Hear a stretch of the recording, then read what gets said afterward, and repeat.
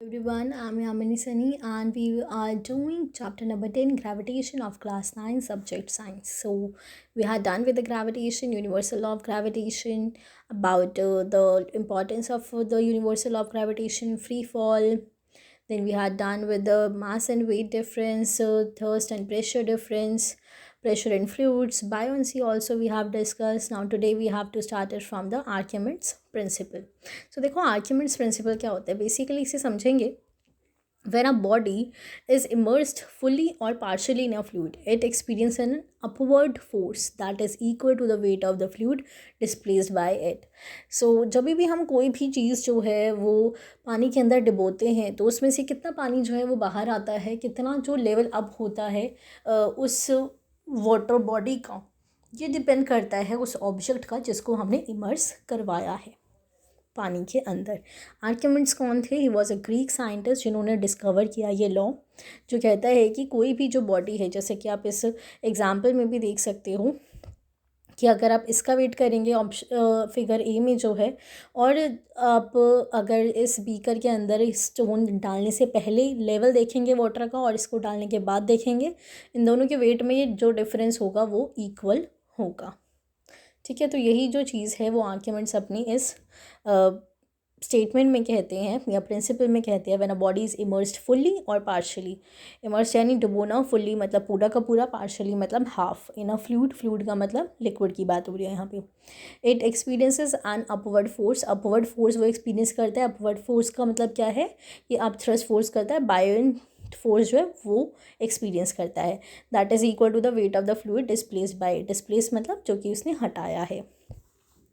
So this is it. एक Archimedes principle जो है इसकी एप्लीकेशन कर लेंगे. ये पैराग्राफ बहुत इंपॉर्टेंट है. Archimedes principle has many application. It is use in designing ships and submarines. Lactometers which are used to determine the purity of a sample of a milk, and hydrometers used for determining density of liquids are based on this principle. तो अगर मैं आपसे पूछूं कि जो submarines हैं, जो ships हैं, वो इसके ऊपर बेस्ड होती है. जो लेक्टोमीटर्स हैं जो कि डिटरमाइन करते हैं purity of sample of milk, या हाइड्रोमीटर जो कि डेंसिटी ऑफ लिक्विड को डिटरमाइन करते हैं, वो सभी आर्किमिडीज प्रिंसिपल पर डिपेंडेंट होते हैं.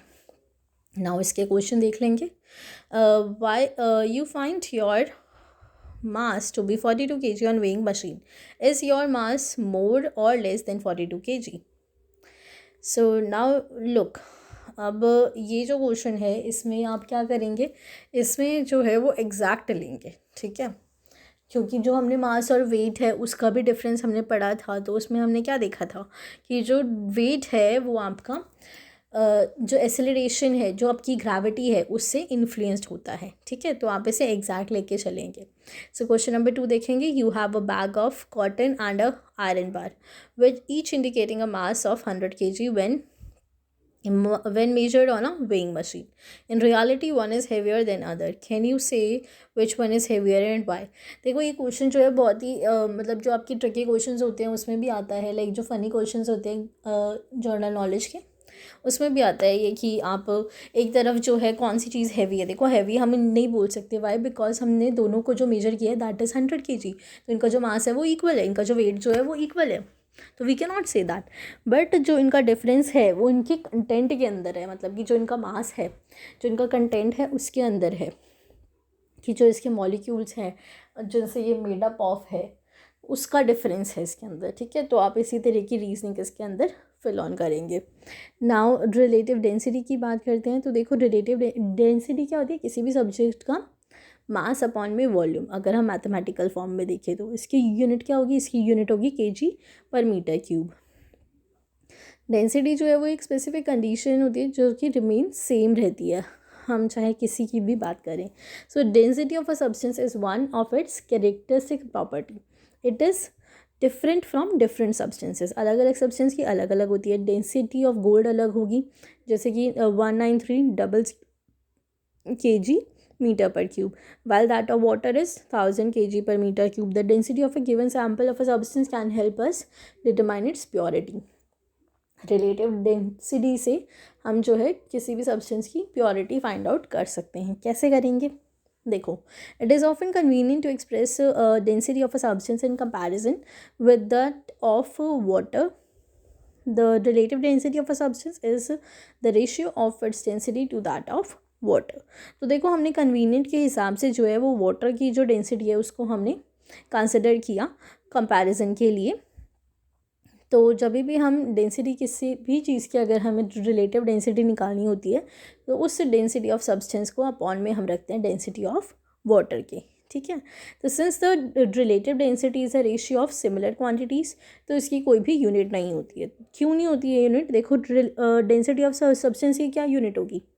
kg पर metre cube. Density of water की क्या यूनिट होगी? kg पर मीटर क्यूब. दोनों आपस में कट जाएंगे ऊपर नीचे से, तो इसी वजह से जो इसकी यूनिट है वो कोई यूनिट नहीं होती है. It has no unit. कई बार ये क्वेश्चन आ जाता है कि रिलेटिव डेंसिटी की यूनिट लिखो, then you have to write it has no unit. Okay. Now let us come to the example 10.7. relative density of a silver, the relative density of water you have given, you have to find out the density of silver and its SI unit. तो कैसे निकालोगे? Density of water तुम्हें दी हुई है, silver तुम्हें दी हुई है, तुम्हें निकालनी है इसकी रिलेटिव डेंसिटी. तुम्हें निकालनी डेंसिटी ऑफ सिल्वर, तुम्हें दिया हुआ है रिलेटिव डेंसिटी और डेंसिटी ऑफ वाटर. तो आप इस फॉर्मूले को रखेंगे, यहाँ पर वैल्यूज़ पुट करेंगे और डेंसिटी ऑफ सिल्वर यहाँ पे रह जाएगा, डेंसिटी ऑफ वाटर जो है वो मल्टीप्लाई हो जाएगा relative density of silver and water की. तो आप इसकी यूनिट निकाल सकते हैं, दैट इज़ kg पर metre cube. Okay. So this is very simple question. कुछ भी नहीं है, बस आपको इसको इस तरफ ले जाके मल्टीप्लाई करना है and that's it. After that what you have learned है, इसके अंदर हमने बात करी है इस चैप्टर में कि ग्रेविटेशन लॉ क्या कहता है, ग्रेविटेशन क्या है, और जो फोर्स ऑफ ग्रेविटेशन है ड्यू टू अर्थ उसको ग्रेविटी कहते हैं. इसके बाद हमने ये देखा कि इस वेट क्या होता है, मास क्या होता है. Then we talked about the buoyancy क्या होती है. फिर हमने डेंसिटी की बात करी कि डेंसिटी क्या होती है. सिमिलरली आप इसकी एक्सरसाइज देखेंगे. हमने ऑलमोस्ट जो सभी क्वेश्चंस हैं वो हमने एक्सरसाइज जब हम कर रहे थे तो हमने ले लिया है. इस जो हम चैप्टर पढ़ रहे थे, अगर आपको कोई भी क्वेश्चन होता है इसके अंदर, कोई भी डाउट आता है, then you can ask any of them by writing it in the comment box. Okay. इसमें एक क्वेश्चन यहाँ पर देखिए, इस क्वेश्चन में आपको लग सकता है question number 8, what is the acceleration of free fall. तो देखो इसमें एक्सेलरेशन ऑफ फ्री फॉल में आपको जो फ्री फॉल है उसकी डेफिनेशन ही लिखनी है कि उसमें जब भी कोई भी जो हमने ऊपर फ्री फॉल की डेफिनेशन करी थी यहाँ पर, ये देखिए, ये जो फ्री फॉल है that is basically when an object is falling with respect to the gravity. Okay. मतलब उसमें जो ग्रेविटी है यहाँ से देखिए ये, this you can write it down in the this answer. Okay. So this is it. If you have any query then you can write it down in the comment box. Till then, good bye.